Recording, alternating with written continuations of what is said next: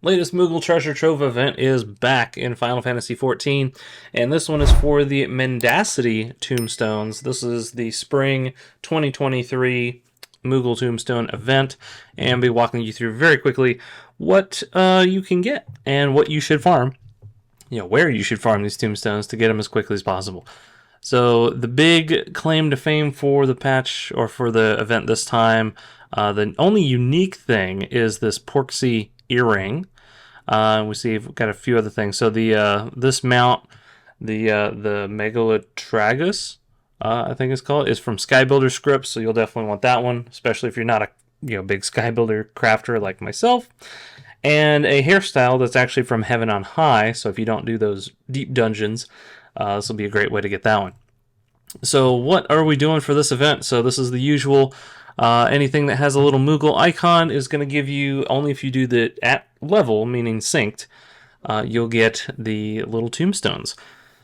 Starting from quickly, most to least, of course they have the very long, high-end raids, high-end dungeons, and I would ignore these because they take forever.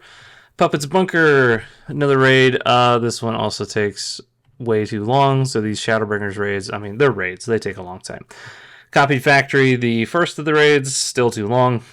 If you do PvP, or if you need PvP rewards, again, these are always nice as kind of like a dual sort of reward. You get your wolf marks as well as these irregular tombstones. So this is kind of a nice to have if you're doing PvP anyway. But if you're only going for the tombstones, there is better. Going down to the 4. So this is where we start getting into being this irregular Moogle tombstones. It's all about the Blue Mages, and the Blue Mages. You're going to start seeing some pretty good ones. The Hullbreaker Isle and Tamtara Hard are decent for Blue Mages. You can get those. You can go through those pretty quickly, but I'd say there is something that's still a little better and more reliable and easier. So these are decent contenders if you just want to break it up. Castrum, of course, is still. Yeah, they've definitely cut down on the amount of cutscenes, but it's still too long. I would just ignore that one. And then the 3s. Cutter's Cry's been kind of a favorite and what people are kind of aiming for this event as well. It's not the fastest one here. So this is kind of like I'd say like a second place as far as speed, tombstone per minute. The other dungeons are decent. Porta Decumana, stay very clear from. Don't even know. Yes, they broke it out of Praetorium and has its own trial now, but it's still like an 8-minute fight just because of all the cutscenes. Even if you kill the ultimate weapon super quick in the first phase, you have to still wait for him to do all the all the silly crap of watching all the primals die, and he talks and blah, and so like he'll be at 0.1% for like 5 minutes before it transitions. So ignore that one. Get that one out of there. Okay, so here's where the goes. So you only get 2 tombstones, but they have all the Alexander raids, all the Heaven's Ward raids, so all 12 of them. So as well as the other 2s are the trials. This is the Emerald weapon, Ruby weapon, and Diamond weapon from Shadowbringers. So the fastest and the best you're going to want to do right here, the very first Alexander raid, Fist of the Father. Get you 8 Blue Mages and just absolutely destroy this one. You can also do the 1 tank and 7 Blue Mages. If if you don't have a Blue Mage, this is where you could use your tank and put together a group. That is everybody seems to be okay with that, and I'm definitely okay with groups like that because at least the tank definitely can hold aggro very well and easily and not die. So here's your answer. Fist of the Father. You only get the 2 tombstones, but you can do it in 2 minutes. And I have a second video that I'll have a link down in the description where you can go to watch just that. Just how do you do the Blue Mage run of Fist of the Father to get it done in 2 minutes so that you can farm these tombstones super, super quick. Okay, so just real quick, just on the rewards themselves. So, of course, any of the Moogle vendors in the capital cities near the big Aetherites. Again, the only unique one for this event is this Porksy earring. So definitely, if you're looking for completionist, like I like to do, try to get all the things. you're going to want to get this. This is the only time it's ever been offered, or I should say the first time this has ever been offered, and it's brand new, and it's the only way to get it. So if you want all the things, there you go. Everything else you can get in the game already in different ways. So the big mounts that they're pushing this time is the MAGITEK Predator. This is from the Gimlet Dark, and it is very fun. I definitely farmed this myself from the dungeon because I like Final Fantasy VI a lot, and I really wanted this mount because this is like the in-game look and feel of the MAGITEK from that game. So definitely a good one. Ixion. This is the Stormblood, kind of one of the, I guess, one of the super, world boss kind of mounts that you can get. And you have to have that special thing that, so the fate has to be up, and you have to have the special item to actually fight it, and you have to get the horns, and then you turn them in. Yeah, or you can just farm tombstones this time. So this is not the first time it's been offered in these kind of events, and so if you haven't picked it up, it's a good time to do so. And this one, what we saw at the top, the Megalotragus, I think is how you're supposed to pronounce it. This mount is from Skybuilder scripts. So if you're like me and don't do a lot of Skybuilders crafting, this is a great time to pick this mount up. And there'll actually be another thing down below as well. The Long Fall orchestration roll from the Twinning. So if you don't want to farm it or buy it from the auction or from the market board, you can just pay for it here. This Garabonian, how do you play it? I don't know. I can't pronounce. But this is a hairstyle. This is modern aesthetics is a hairstyle for your characters.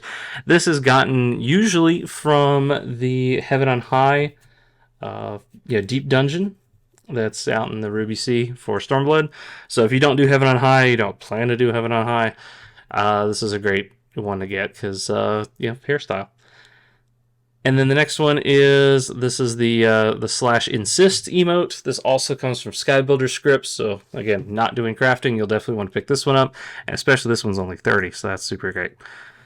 Everything else, it really falls off from here. A lot of the stuff is just repeats from previous events or just little nice to haves.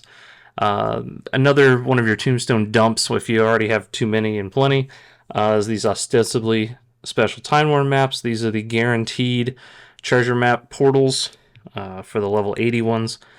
So if you want to get materials, you want to do a little treasure farming, those are always fun to do.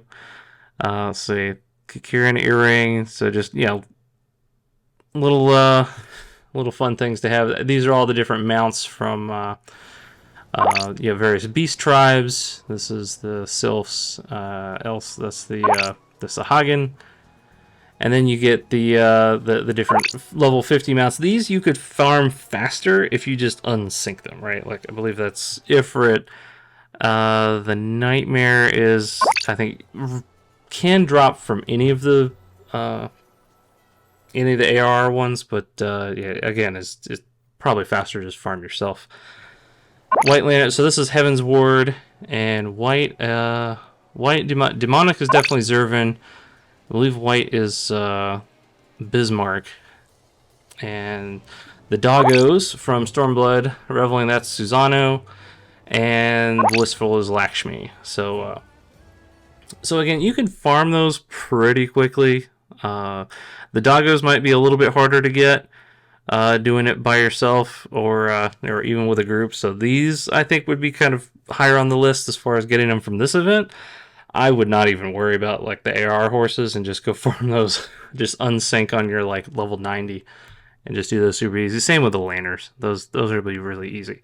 The only ones I would consider getting from this event, like spending the time to get the tombstones, would be the doggos. If you need MGP, here's another tombstone dump, just 50,000 MGP for 30 of the tombstones. And then the rest will just be various odds, knickknacks. So this is housing items. The Bone Wicca set has been kind of a crowd favorite, so they added all the chess pieces to this event. So if you don't have Bone Wicca chess pieces, here's an easy way to get them instead of trying to farm the dungeon. Riding maps you'll not need, since we now have flying, and various triple triad cards, and and minions that you can also get just from playing the game and doing elsewhere. The let's see, this is the only one that I don't remember. The Black HAYATE Holminster Switch. Okay, so this is a dungeon drop. I did not remember that, so I might not even have this one. So this one might be good to get, because dungeon minions do go for a lot on the market board. So if you don't want to bother paying for it, it's only 7. So that'll be pretty easy to get for this event. So that might be another one that, if I don't have that already, I will probably pick that up. All right, so that's all the rewards. So guys, I hope you've enjoyed. So get out there, farm your tombstones, and like I said, I'll have a link here in the description for if you just want to do the Blue Mage Farming. If you're ready to go and you want to do the it's the Fists of the Father, right? It's that first one from Heaven's Ward, and I'll have a guide just on exactly what the spells you need and how quickly you can do it and what you need to do. All right, well, thanks so much. Stay awesome, and I'll see you in the next one.